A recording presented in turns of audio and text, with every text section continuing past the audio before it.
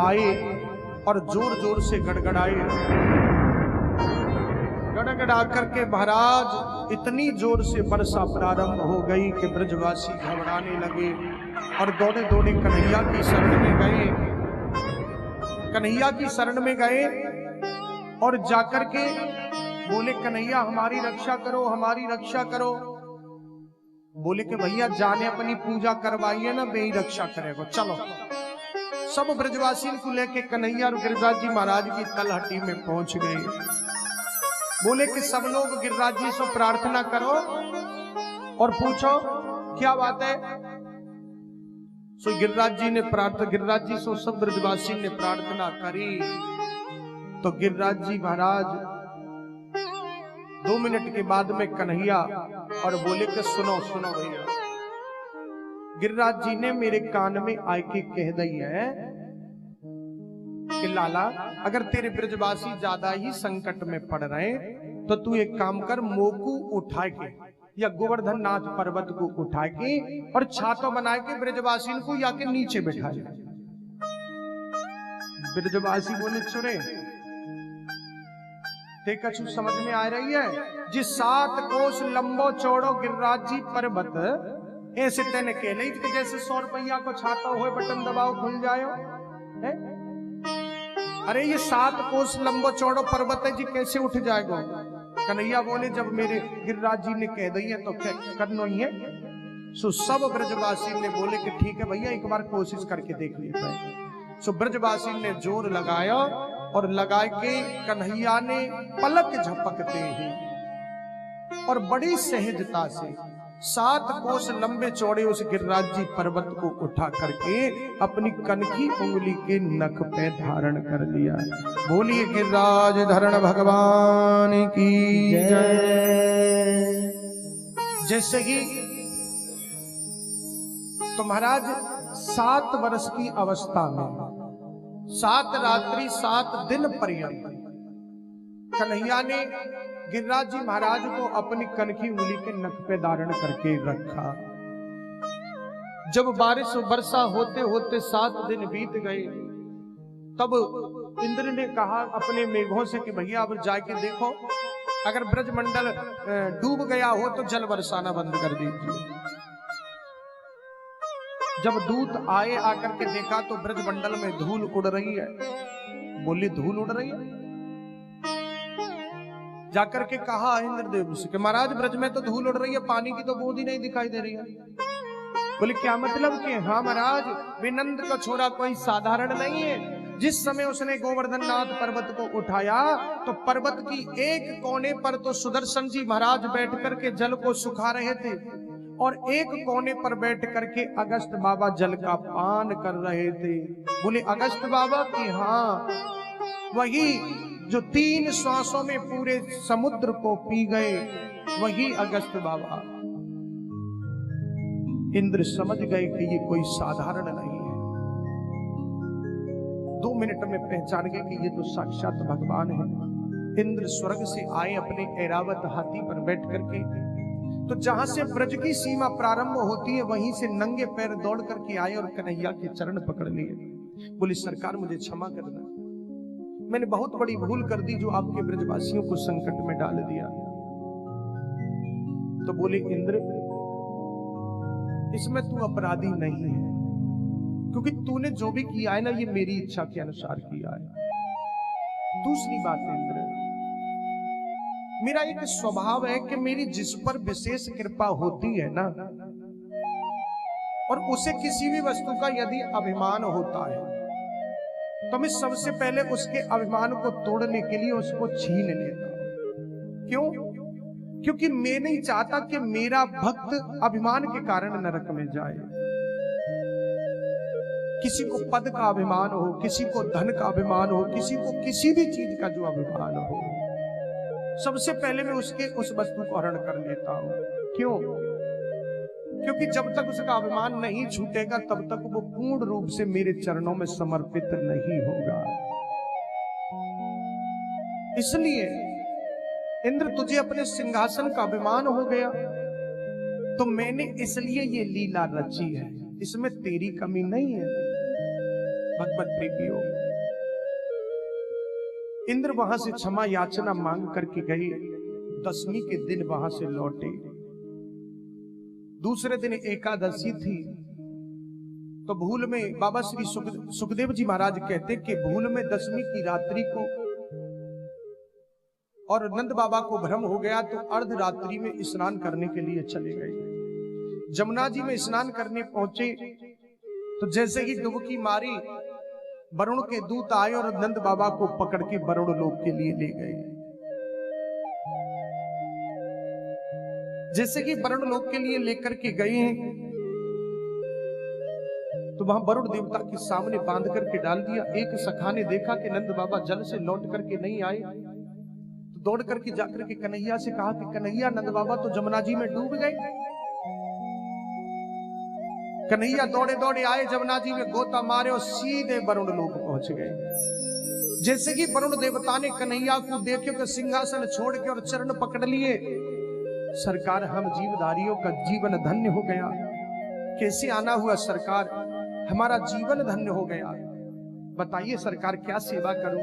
कन्हैया बोले, वाह वाह, क्या बात है, हमारे तो पामन ने धोए धोए के पी रहे हो, वंदना कर रहे हो, और हमारे बाबा को, पिताजी को तुमने बांध के डाल रखे हो। अरे महाराज, जब वरुण देवता को ये पता चली कि नंद बाबा कन्हैया के पिताजी हैं, कि पैरों तले से जमीन खिसक गई,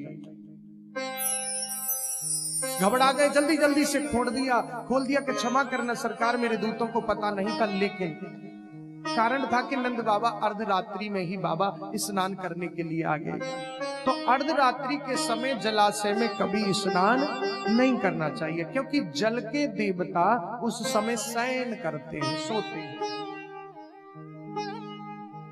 छोड़ दिया जैसे तैसे करके। वहां से नंद बाबा को लेकर के कन्हैया आए। आकर के सब ब्रजवासी ने घेर लिए। बाबा, आज तो तुमको सांची सांची बतानी पड़ेगी कि जी कन्हैया वास्तव में तुम्हारा ही बेटा है क्या? नंद बाबा बोले, भैया जा में कौन सी शंका की बात है रही है, कन्हैया तो मेरा ही बेटा है, तुम्हें क्या लग रही है? बोले, ना बाबा, देख 7 दिन की अवस्था में याने पूतना मारी, 7 दिन को जा दिन पूतना मारी, 7 वर्ष को भयो तो गिरिराज जी उठा ले। इंद्र क्षमा याचना कर रहे हो, बड़े बड़े देवता या के पामन ने पकड़ रहे, और आज बता रहे हो तुम कि वरुण देवता ने या के पाम पकड़े। बाबा, हमें तो लग रही है कि ये वास्तव में साक्षात भगवान है। दौड़ के कन्हैया के पास पहुंच गए। कन्हैया, आज तो कुछ सांची सांची बतानी पड़ेगी कि तू भगवान है कि ना है। कन्हैया बोले, भैया तुम तो बड़े अजीब आदमी हो, अगर मैं भगवान भयो तो क्या करोगे बताओ? तो बोले, लाला हमें यहाँ की कोई गुनाह है, तू भगवान है तो बनो है, लेकिन अगर तू वास्तव में भगवान है ना, तो हम तो जिद चाह रहे कि केवल तेरा वैकुंठ देखना चाहे। तो बोले, चलो। सो कन्हैया सब ब्रजवासी सखान को इकट्ठे करके और ब्रह्मकुंड पर ले आए, जो रंगनाथ जी के बराबर है। ब्रह्मकुंड पर ले आए और ला करके बोले कि जाकू वैकुंठ देखना हो ना, बुझा में गोता मारो। सभी ब्रजवासी आए और आके ब्रह्मकुंड में जैसे ही गोता लगाया और गोता लगाए के सब वैकुंठ में पहुंच गए। वैकुंठ में देखा तो वहां कोई दिखाई नहीं देता है। सभी से पूछी कि भैया हमारो कन्हैया कहीं मिलेगो? तो काऊ ने ना बताई। एक बोलो, देखो वो शेष सैया जो सो रहा है ना, वही हमारो कन्हैया है। दौड़ के पहुंचे तो द्वारपाल ने रोक दिया, कहे कोई पूजा स्तुति या अक्षत पुष्प जो भी आपको, तुलसी दल जो भी अर्पण करना है, वो भगवान को यहीं खड़े होकर के अर्पण करिए, अंदर नहीं जा सकते आप। भगवत प्रेमियों, ब्रजवासी बोले कि भैया जी वैकुंठ हमारे काम को नहीं है, ऐसे वैकुंठ को लेके क्या करेंगे? जा में कन्हैया से मिलन ना देते, जा में 2 बात ना वहीं जाके संग खेल ना पाए, तो ऐसा वैकुंठ तो भैया बेकार है? हमें नहीं चाहिए। सो ब्रजवासी बोले कि भैया हमें तो अपने वहीं जानो है। जैसे ही ब्रज का स्मरण किया, सो ब्रह्मकुंड से उछाल मार करके बाहर निकले। देखा तो मेरा गोविंद मुस्कुराता हुआ मुरली बजाते हुए ब्रह्मकुंड के तट पर खड़े हैं। वाह! आकर के सभी लिपट गए। बोले, कन्हैया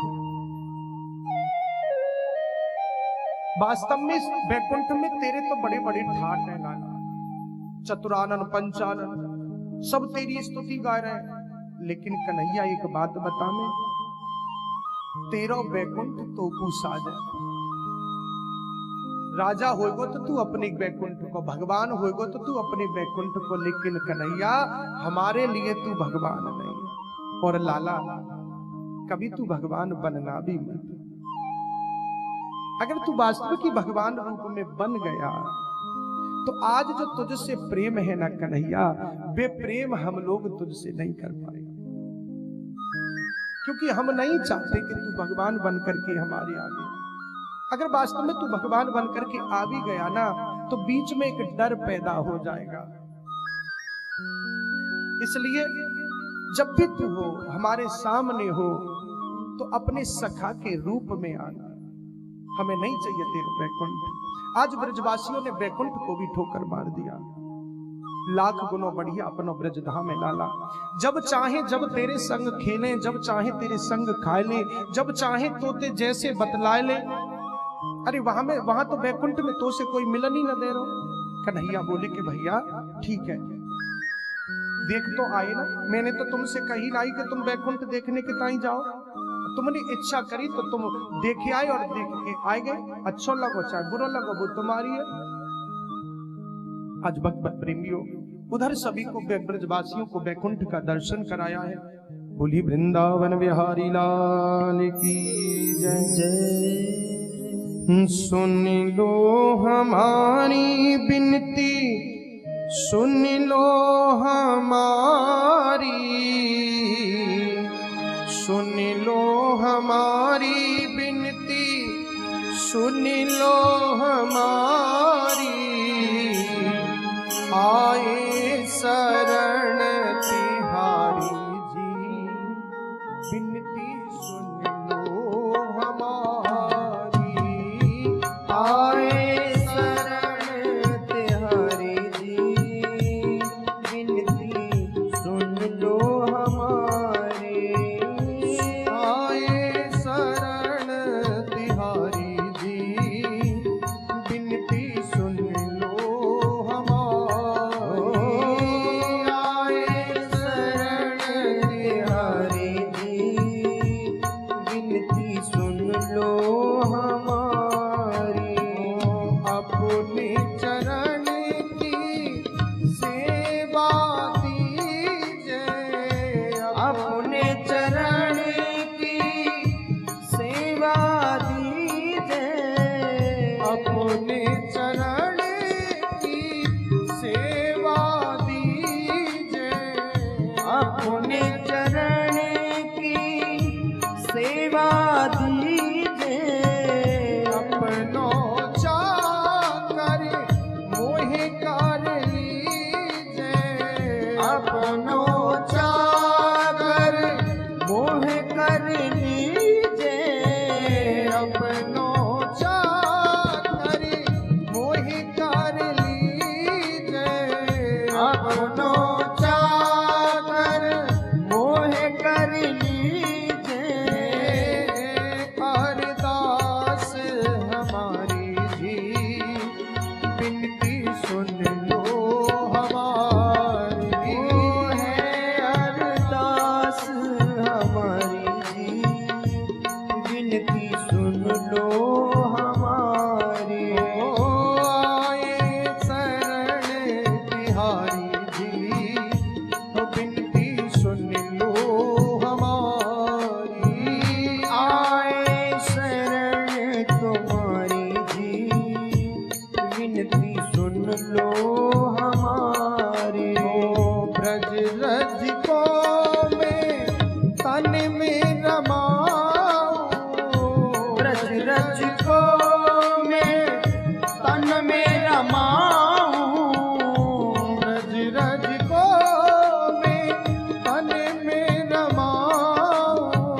ब्रज रज को में तन में रमाऊं। वृंदावन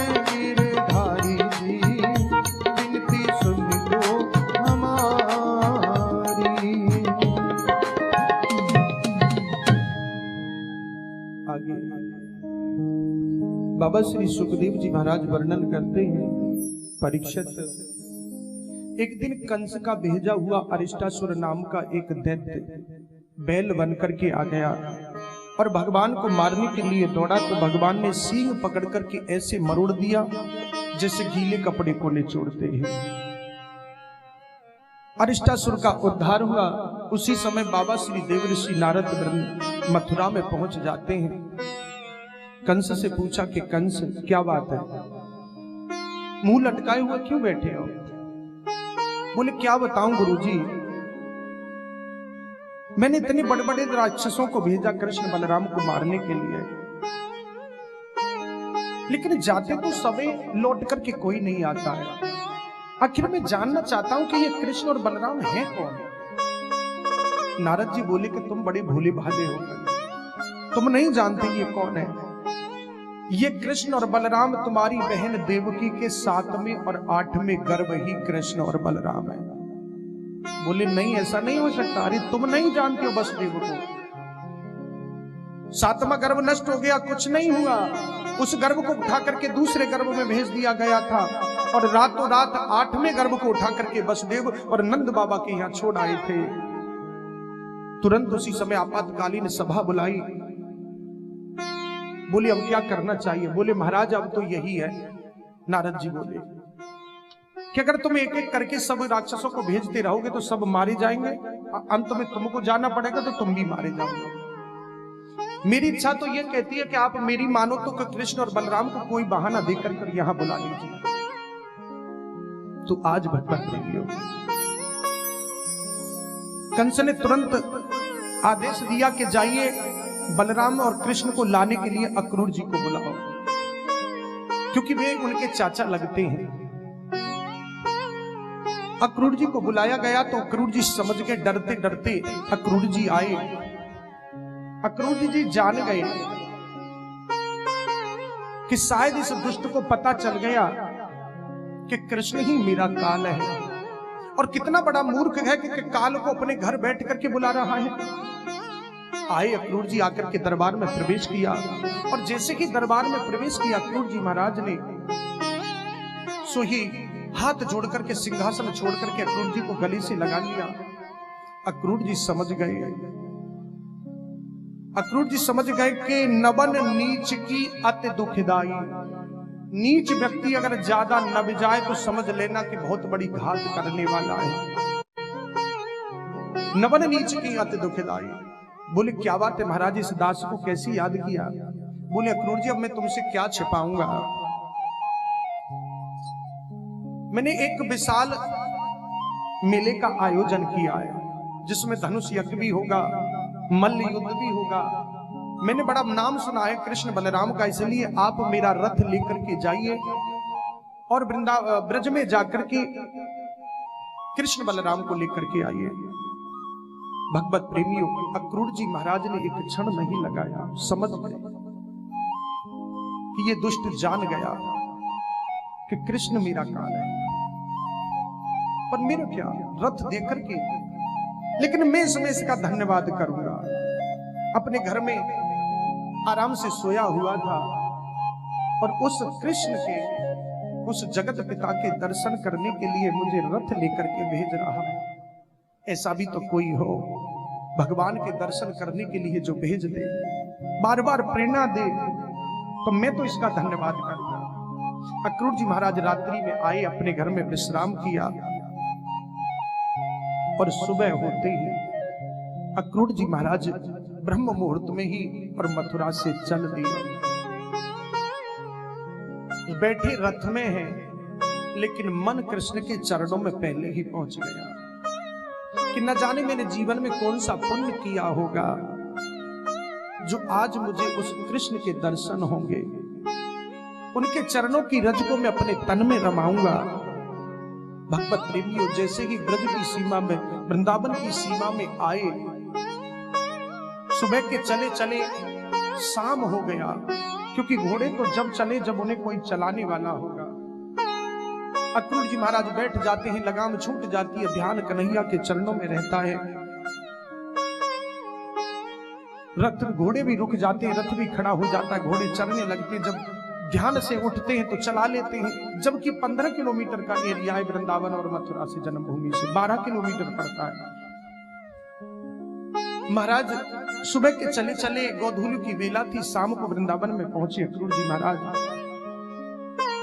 उसी समय कुछ क्षण पहले कन्हैया और दोनों भैया दाऊ दादा गैया चरा करके लेकर के गए थे, तो पीछे पीछे कृष्ण बलराम दोनों जा रहे थे। तो जैसे ही गायों के पीछे छोटे छोटे चरण देखे, अक्रूर जी महाराज भाव विभल हो गए। शंख चक्र पदम ध्वजा वज्र अंकुश जब पृथ्वी पर छपे हुए जा रहे थे, तो समझ गए कि ये तो मेरे प्राण प्यारे उसे कृष्ण के चरण हैं। मान के चलिए, कृष्ण गायों के खुर से जो पृथ्वी खुद जाती है, तो उसकी वेदना को दूर करने के लिए कन्हैया अपने चरणों की रज लगा करके मरलिम करते हुए जा रहे हैं। महाराज उठ करके रथ से कूद करके चरण रज को उठा करके अपने शरीर में लपेट लिया, और जैसे ही नंद भवन पर पहुंचे हैं, कन्हैया की जैसे ही नजर पड़ी कि अक्रूर जी आ गए, दौड़ पड़े दोनों भैया। अक्रूर चाचा आ गए, अक्रूर चाचा आ गए।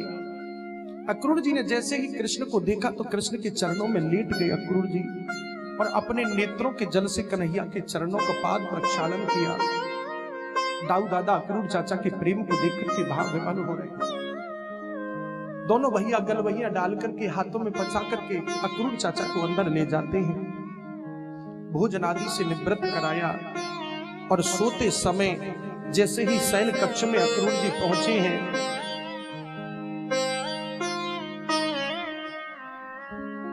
भक्त जितना सोच भी नहीं पाता है भगवत प्रेम, भगवान कहीं उससे ज्यादा करते हैं। अक्रूर जी जैसे ही विश्राम करने लगे ना शयन कक्ष में, आज मेरा ठाकुर चाचा अक्रूर जी के चरण दबाने लगे। चरण दबाते दबाते कन्हैया पूछ बैठे कि चाचा जी, मथुरा में सब सकुशल से तो हैं? अक्रूर जी बोले, कन्हैया अगर सब कुशल पूर्वक होते ना, तो शायद मैं आज तुम्हें लेने के लिए यहां नहीं आता। आज मैं यहां लेने के लिए तो यहां तुमको नहीं आता, क्योंकि वहां एक बहुत बड़ी बीमारी पैदा हो गई है जिसका नाम है कंस, और उस बीमारी का इलाज केवल आप ही कर सकते हो। कन्हैया बोले, चाचा हम चलेंगे, लेकिन जाने की बात किसी को पता न लग जाए। अगर किसी को ये जाने की बात पता चल गई कि हम जा रहे हैं, तो शायद हमारा निकलना यहां से मुश्किल हो जाएगा, क्योंकि ये ब्रजवासी ना हमको अपने प्राण समझते हैं। इसलिए आप तो केवल मेला घूमने की बात करना, बाकी और कोई बात ही मत करना। दौड़ करके गए, कन्हैया आनंद बाबा के पास में जाकर के पहुंचे। बाबा, अक्रूर चाचा के साथ में हम कल मथुरा का मेला देखने के लिए जाएंगे। जैसे ही ये बात सुनी, यशोदा मैया ने भोजन करने बैठी थी, सो हाथ से गिलास छूट गया कि कल कृष्ण जा रहा है। जो एक पल भी अपनी आंखों से दूर नहीं जिसको होने देती थी, वो उसके जाने की बात को कैसे सहन कर पाती। जैसे ही देखा और बैठ करके रोने लगी। दौड़ करके कन्हैया गए और यशोदा की गोदी में बैठ गए कि मैया क्या बात है। बोली, बेटा तू कल मथुरा जाएगा? मैया कल जाएंगे, एक दिन मेला देखने में लगेगा, तीसरे दिन लौट करके तेरे पास आ जाएगा। तू इतनी विभल हो रही है। भगवत प्रेमियों, मैया ने जैसे तैसे अपने हृदय पर धैर्य का पत्थर रख लिया। रात्रि भर नींद नहीं आई। जैसे ही ये बात सभी को पता चली, तो नंद बाबा ने कहा कि भैया ठीक है, रात्रि में ही सबको खबर भेज दी गई कि कल कोई मथुरा को मेला देखना चाहे तो कन्हैया जाए, वो सब लोग मथुरा को मेला देखने के ताई चलो। तो पूरे ब्रज में जैसे ही ये शब्द ब्रज की गोपियों के कान में पड़ा, आज सभी ब्रज गोपियां एक सगे इकट्ठी हो गई। एक पल भी जिनकी आंखों से ओझल होकर के असहनीय हो जाता था उनको, वे जाने की बात को कैसे सहन कर पाएंगे। एक दूसरी के पास दौड़ करके आ रही है कि बहन तूने सुना कि कल? हाँ हाँ बहन, मैं यही चर्चा करने के लिए तेरे पास आ रही थी। बोली, बहन कैसे जाए करेंगे? बोली, बहन मैं अपने जीते जीते तो कृष्ण को अपनी आंखों से दूर नहीं जाने दूंगी। रथ के सामने लेट जाऊंगी, प्राणों को त्याग दूंगी। अरे हम लोगों की यही तो प्राण है, जब प्राण ही निकल करके चले जाएंगे तो तन का क्या करेंगे। एक बोली बहन, शायद विधाता ने हमारे प्रारब्ध में ऐसा ही लिखा होगा। ये विधाता भी न जाने कैसी कलम चलाता है, जब जैसे आता है जिसके साथ में जैसे खेलता है, इसका स्वभाव भी बिल्कुल के बच्चों के जैसा है। बहन सभी दौड़ करके आई भगवत प्रेमियों। एक बोली बहन, मेरे लिए तो ये अक्रूर ही शायद बहुत क्रूर बन करके आया है। ना ये अक्रूर आता और ना कृष्ण को जाने की बात होती। दूसरी बोली बहन, विधाता को हमने देखा नहीं है, उसे कैसे रोकेंगे, उसको पोसने से कोई लाभ भी नहीं है। भगवत प्रेमियों, एक गोपी कहती है कि सारे ब्रज मंडल की ये दो ही तो आंखें हैं, कृष्ण और बलराम। आज पूरा ब्रज मंडल आंखों से अंधा हो जाएगा। जब नेत्र ही निकल करके चले जाएंगे तो क्या करेंगे। बोली कि बहन हम जाने नहीं देंगे, कुछ भी हो जाए अपने प्राणों को त्याग देंगे, लेकिन प्राण प्यारे को जाने नहीं देंगे। आज भगवत प्रेमियों, जैसे तैसे करके रात्रि व्यतीत हुई, सुबह हुआ। सुबह होते ही कन्हैया चुपके से जा रहे थे, रथ में बैठ करके क्रूर चाचा रथ को हाँक रहे थे।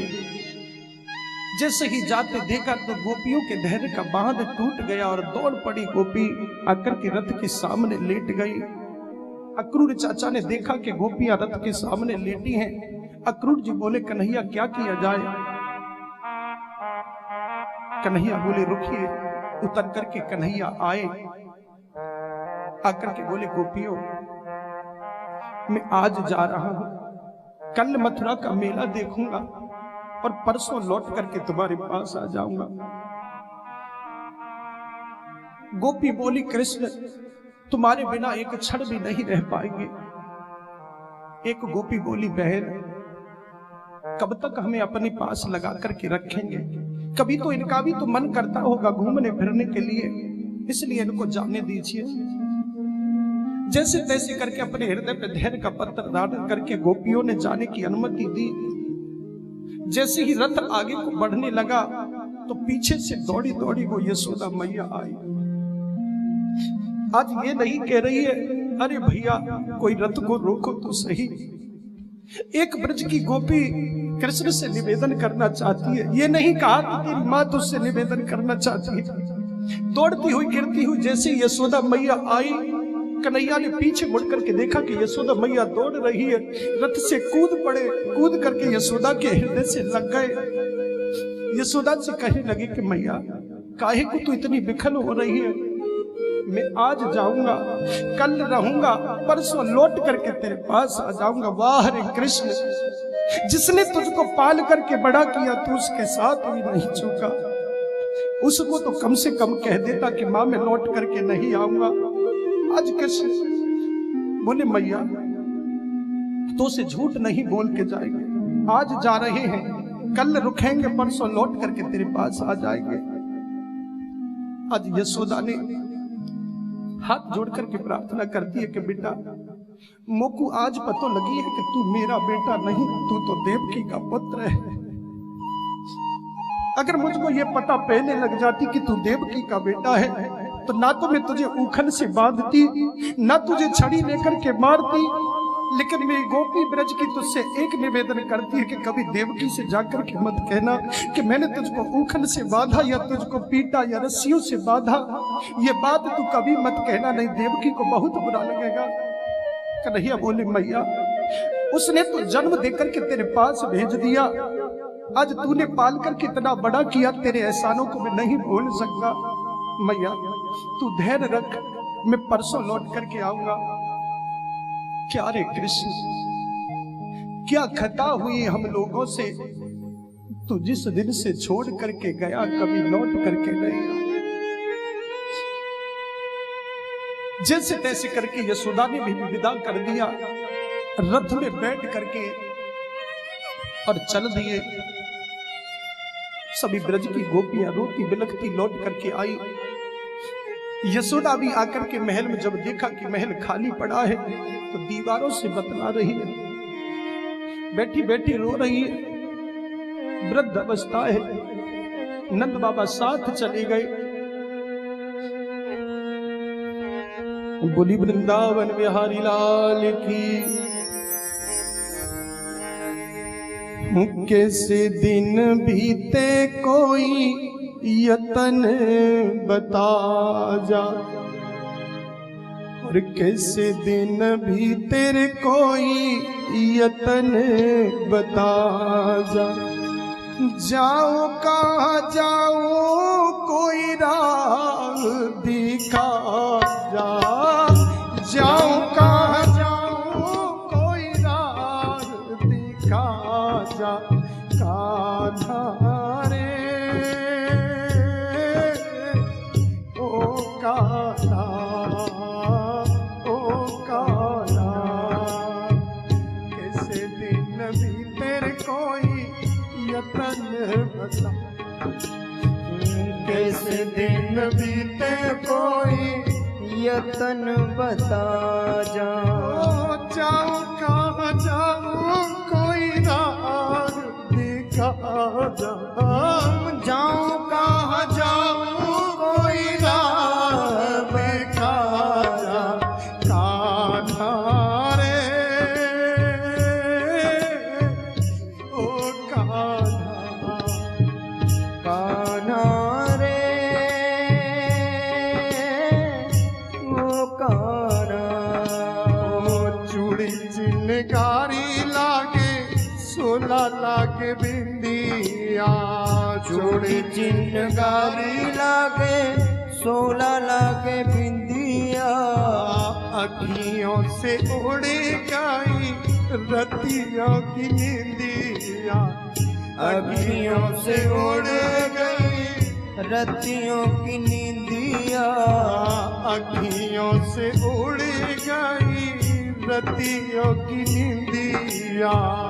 अखियों से उड़ गई रतियों की नींदिया। मुरली वाले आजा मुझे गले से लगा जा, मुरली वाले आजा मुझे गले से लगा जा। जाऊं कहाँ जाऊं कोई राह दिखा जा, जाऊं कहाँ जाऊं कोई राह दिखा जा। कान्हा रे ओ कान्हा, कान्हा रे ओ कान्हा। दर्शन दे दे कान्हा भोगी हम लगावेंगे। दर्शन दे दे कान्हा भोग हम लगावेंगे। भोगी लगा के जीवन सफल बनावेंगे। भोग लगा के जीवन सफल बनावेंगे। हल्की सी झलक सभी को दिखला जा, हल्की सी झलक सभी को दिखला जा। जाऊं कहाँ जाऊं कोई राह दिखा जा, जाऊं कहाँ जाऊं कोई राह दिखा जा। कान्हा रे ओ कान्हा, ओ कान्हा, कान्हा रे ओ कान्हा, ओ कान्हा। अपने ही रंग में मुझे रंग ले संवरिया, अपने ही रंग में मुझे रंग ले सवरिया। धोबिया धोए चाहे सारी उमरिया, धोबिया धोए चाहे सारी उमरिया। अपने ही रंग में मुझे रंग ले संवरिया। अपने ही रंग में मुझे रंग ले सवरिया। धोबिया धोए चाहे सारी उमरिया, धोबिया धोए चाहे सारी उमरिया। काली कमली वाले आजा गले से लगा जा, काली कमली वाले आजा गले से लगा जा। जाऊं कहाँ जाऊं कोई राह दिखा जा, जाऊं कहाँ जाऊं कोई राह दिखा जा। कान्हा रे ओ कान्हा, ओ कान्हा, ऐ मेरे श्याम लौट के आजा, बिन तेरे जिंदगी अधूरी है। आके तू देख मेरी हालत को, बिन तेरे हर खुशी अधूरी है। ऐ मेरे श्याम लौट के आजा, बिन तेरे जिंदगी अधूरी है। आगे तू देख मेरी हालत को, बिन तेरे हर खुशी अधूरी है।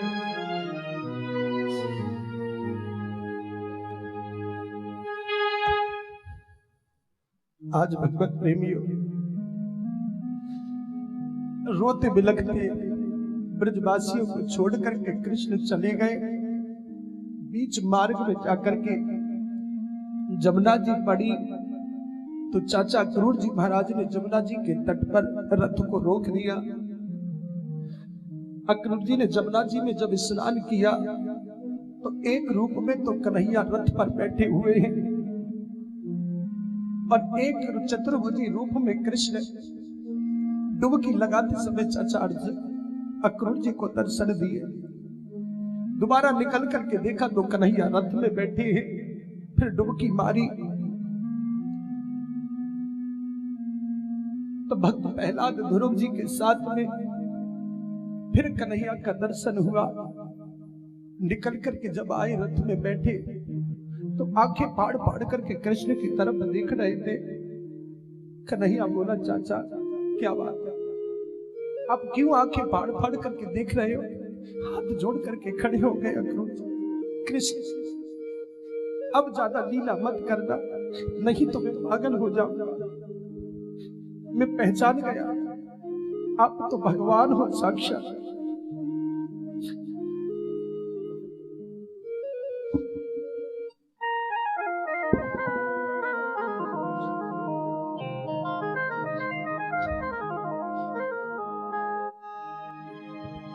दीवाना हूँ तेरा कान्हा, दीवाना हूँ तेरा कान्हा, दीवाना हूँ तेरा कान्हा, दीवाना हूँ तेरा कान्हा, दीवाना हूँ तेरा कान्हा, दीवाना हूँ तेरा कान्हा।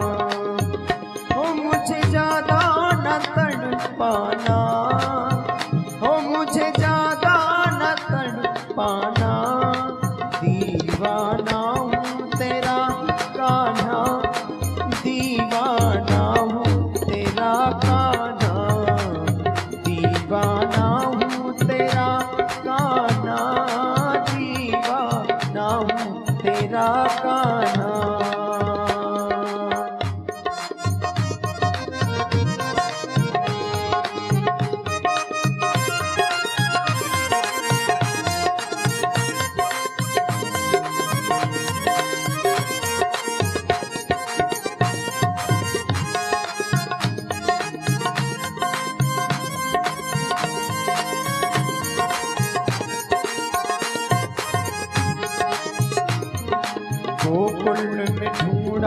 तुझे, वृंदावन में ढूंढा तुझे, गोकुल में ढूंढा तुझे, वृंदावन में ढूंढा तुझे, नंदगांव में ढूंढा तुझे, गोवर्धन में ढूंढा तुझे, कान्हा रे नंदगांव में ढूंढा तुझे, गोवर्धन में ढूंढा तुझे, ढूंढ आया मैं बरसाना, ढूंढ आया मैं बरसाना, दीवाना हूँ तेरा कान्हा, दीवाना हूँ तेरा कान्हा, दीवाना हूँ तेरा कान्हा, दीवाना हूँ तेरा कान्हा।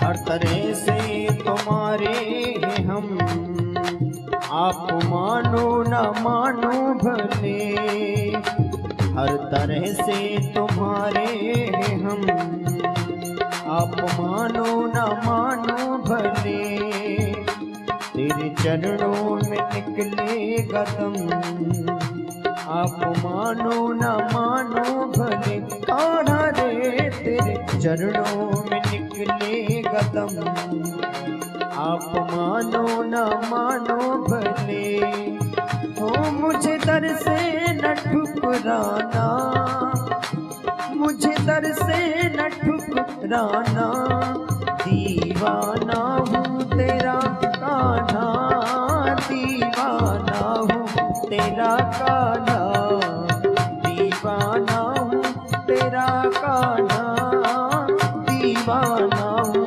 तेरा कान्हा, मुझे ज्यादा न तड़पाना, ओ मुझे ज्यादा न तड़पाना, दीवाना हूँ तेरा कान्हा, दीवाना हूँ तेरा कान्हा, दीवाना हूँ तेरा कान्हा, हाँ दीवाना हूँ तेरा कान्हा, दीवाना हूँ तेरा कान्हा, दीवाना हूँ तेरा कान्हा। बोली गोविंद भगवान की जय।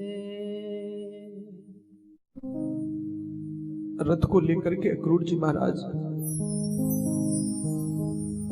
उस वन में पहुंच गए जहां पर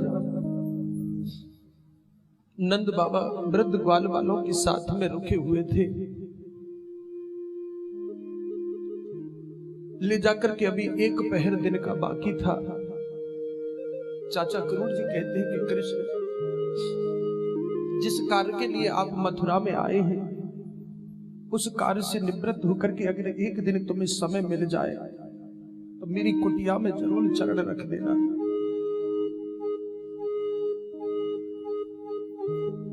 एक पहर बाकी दिन का था। कन्हैया बाबा से बोले कि बाबा अगर आपकी आज्ञा हो तो एक पहर बाकी है दिन में, आप कहो तो हम मथुरा में घूमे आवे।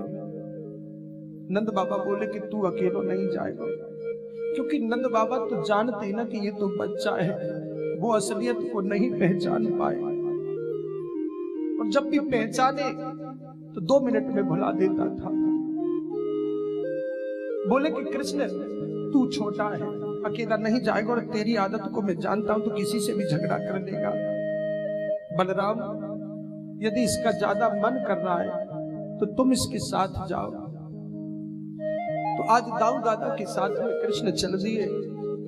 मथुरा वासियों ने आज कृष्ण का भव्य स्वागत किया कि भैया देखिए, यही है वो छोटा बच्चा, पूतना को मारने वाला, अघासुर को मारने वाला, धेनुकासुर को मारने वाला, केसी को मारने वाला, अब ये कंस को भी मारेगा। चर्चा चलने लगी। भगवत प्रेमियों, यूं घूमते फिरते सबके चित्त को चुराते हुए कृष्ण और कंस की उस सभागार में पहुंचे जहां पर दिव्य धनुष रखा हुआ था। उस सभागार में जाकर के कन्हैया ने बोली वृंदावन बिहारी लाल की जय। जब ब्रजवासियों ने स्वागत किया, मथुरा वासियों ने ब्रजवासी सखाओं का और कृष्ण का, तो एक धोबी के यहां पर कृष्ण पधारे। धोबी ने जब कपड़ा देने के लिए मना किया तो एक थप्पड़ मार करके उसके प्राणांत कर दिया। सभी सखाओं के कपड़ा बदलवा करके चल दिए। आगे बढ़े तो दर्जी मिला। दर्जी ने उन सखाओं के अनुकूल कपड़े बना करके उन्हें पहना दिए। ब्रजवासी से बोले कन्हैया अब कोई कमी? ब्रजवासी बोले लाला एक माला की कमी रह गई है। तो एक सुदामा नाम का माली था मथुरा में रहने वाला, जो कृष्ण का भक्त था। बिना पूछे बिना बुलाए कृष्ण उसके घर चले गए। जैसे ही कृष्ण को अपने घर में आते हुए देखा, माली उछल पड़ा। जितनी भी घर में माला थी, गरीब था, कुछ नहीं था बेचारे के पास में, जितनी भी माला थी सब सखाओं के गले में डाली। मोटी सी माला कन्हैया के गले में डाल दी। आगे बढ़े तो बोले लाला बस अब एक चंदन की कमी रह गई है। तो सामने से 3 जगह से टेढ़ी कुब्जा चंदन का पात्र लिए हाथ में आ रही थी। तो जैसे ही बराबर से निकला कुब्जा कन्हैया के, कन्हैया ने कहा कि कुब्जा ए सुंदरी ठहरिए जरा। जब उसने सुंदरी पहली बार जीवन में ये संबोधन सुना तो ठहर गई। बोली कहिए सरकार। बोली आप अपना परिचय दीजिए। तो बोली सरकार कि दास्यस्य में हम सुंदर कंस सम्मता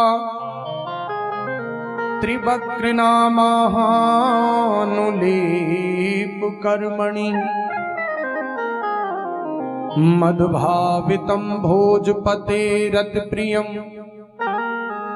बिना युवाम को न्यतमस्त दरहति। महाराज दास्यस्यम हम सुंदर कंस सम्मता, मैं कंस की दासी हूं। तिब्रक नामा हानुलेप कर्मणि, कंस की दासी हूं। वैसे मेरा नाम सैरंध्री है, लेकिन 3 जगह से टेढ़ी हूं, इसलिए मेरा कोई नाम नहीं लेता है, सब कुब्जा कहकर के बोलते। और मेरे हाथ का घिसा हुआ चंदन भोजपति युवा को अन्न मस्त मद भाव तम भोजपते रत प्रियम, मेरे हाथ का घिसा हुआ चंदन भोजपति कंस को बड़ा प्रिय लगता है, इसलिए दरबार में चंदन की सेवा मैं ही करती हूँ। भगवत प्रेमियों, कन्हैया बोले अगर देवी तुम्हें कोई आपत्ति ना हो तो ये चंदन आप हमारे सखाओं के लगा दीजिए। बोली सरकार ये तो मेरे परम सौभाग्य की बात होगी, जो मेरे हाथ का घिसा हुआ चंदन तुम्हारे मस्तक पर, तुम्हारे सखाओं के मस्तक पर लगेगा। बेचारी ने उछल उछल करके सभी सखाओं के चंदन लगा दिया, कन्हैया के लगा दिया, दाऊ दादा के लगा दिया। जब वहां से चलने लगी, हाथ जोड़ करके प्रार्थना करने लगी, सरकार एक दिन इस दासी की कुटिया में भी आकर के चरण रख देना। जब चलने लगी तो दाऊ दादा बोले कन्हैया ये आदत तुम्हारी अच्छी नहीं है। अब बेचारी दरबार में चंदन लेकर के जाती तो न जाने कितना इनाम मिलता, और तुमने खाली हाथ भेज दिया। बोले दादा रोकिए, आज हम इसको ऐसा इनाम देंगे कि भोजपति कंस ने कभी उसके बारे में सोचा भी ना हो। तुरंत पास में बुला लिया, अपने चरण के श्री अंगूठा को उसके पैरों पर रख करके और 3 उंगली ठोड़ी के नीचे लगा करके जो हल्का सा झटका दिया कि तीनों कुंवड़ एक क्षण में गायब हो गए और वो परम सुंदरी के रूप में परिणित हो गई। बोलिए वृंदावन बिहारी लाल की जय। अब कन्हैया उस दिव्य सभागार में पधारे जहां पर धनुष रखा हुआ। धनुष को जाकर के देखे, चारों तरफ घूमे तो हंसने लगे। दाऊ दादा से बोले दादा आप कहो तो धनुष छुई के देख ले। दाऊ दादा बोले छुबे की क्या बात है, या में तो खूब उठाए के देखो। तो जितने भी वहां पर दूत खड़े थे वे बोले कि देखिए कल परसों को, क्योंकि मेरे कन्हैया की उस समय आयु थी 11 वर्ष 55 दिन की, 56वें दिन कंस को मारा है। 11 वर्ष 55 दिन की उस दिन आयु थी जिस दिन कन्हैया मथुरा में पहुंचे हैं। तो उन जितने भी दूत थे वे हंसने लगे। तो कन्हैया ने तुरंत उसे बाएं हाथ से उठा करके जो दाहिने हाथ से प्रतिंछा चढ़ाई कि धनुष एक पलक झपकते ही 2 टुकड़े कर दिए। जैसे कि धनुष टूटा तो सब चित्कार करने लगे, दूत मारने के लिए दौड़े, पृथ्वी हल गई, घनघोर आवाज हुई, कंस सिंहासन से गिरते गिरते बच गया। एक हिस्सा धनुष का दाऊ दादा ने ले लिया, एक कन्हैया ने ले लिया, दोनों दूतों को मार मार करके भगा दिए। एक दूत दौड़ा दौड़ा गया कंस के पास में कि महाराज गजब हो गया। बोले क्या हुआ कि आपने क्यों बुला लिया इस कृष्ण को? अरे आपका धनुष तोड़ दिया। जिस समय ये धनुष परशुराम जी ने इसको दिया था उस समय कह दिया था कि कंस जब ये जिस दिन ये धनुष टूट जाए तो समझ लेना उसी दिन तेरा अंत होने वाला है, और जब तक इस पहले तो इसे कोई तोड़ नहीं सकता, और जो इसे तोड़ेगा वो तुझे जिंदा नहीं छोड़ेगा। अब तो उसकी हालत खराब हो गई महाराज, पीट पीट करके भगा दिया। कृष्ण बलराम ने आकर के वन में शाम को विश्राम किया। सुबह होते ही उस दिव्य सभागार के लिए तैयार हुए जहां मल्ल युद्ध होने वाला था। भगवत प्रेमियों, जैसे ही दाऊ दादा के साथ में कृष्ण उस दिव्य सभागार के दरवाजे पर पहुंचे तो वहां एक कुबलिया पीड़ नाम का हाथी खड़ा था, और महावत दोनों वहां पर खड़े हुए थे। तो कन्हैया ने कही भैया ये हाथी हटाओ, हम अंदर जाना चाहते हैं। तो उसने चाबुक मार करके, अंकुश मार करके हाथी के, और हाथी को दौड़ा दिया। हाथी में 10,000 हाथियों का बल। तो कन्हैया ने दौड़ करके क्या किया, उछल करके उस हाथी के दांतों को पकड़ लिया, और जो झटका मारा कि हाथी के दांत उखाड़ लिए, और हाथी के दांत से ही हाथी को पीट पीट करके उसका भी प्राणांत कर दिया। महावत को भी मार दिया, और दिव्य सभागार में पहुंच गए। देखिए उस सभागार में मल्ल भी बैठे हुए हैं, माताएं बैठी हुई हैं, नई युवतियां भी बैठी हुई, कन्हैया के सखा भी हैं, वृद्ध ग्वालवाल भी हैं, बड़े बड़े मल्ल भी हैं, पहलवान भी हैं वहां, और संत भी हैं, योगी भी हैं, और भक्त भी वहां पर बैठ रहे हैं। तो जैसे ही कन्हैया ने उस सभागार में प्रवेश किया है तो मल्ल जितने भी बैठे थे उनको तो कन्हैया पहाड़ जैसा दिखाई देता है। जितने भी वृद्ध ग्वालवाल बैठे थे उनको कन्हैया अपने बेटे के रूप में दिखाई देता है, और जितने भी सखा व उस सभागार में बैठे थे उनको कन्हैया अपने मित्र के रूप में दिखाई देता है। जितनी भी माताएं बैठी थी उनको पुत्र के रूप में दिखाई देता है। जितनी भी नई युवतियां बैठी थी उनको कन्हैया कामदेव के रूप में दिखाई देता है, और जितने भी योगी वहां पर बैठे हुए थे उन्हें परम तत्व के रूप में दिखता है, और जितने भी वहां पर भक्त बैठे हैं उन्हें भगवान के रूप में दिखता है। इसलिए तुलसी बाबा ने कहा कि जाकी रही भावना जैसी, प्रभु मूरत देखी तिन तैसी।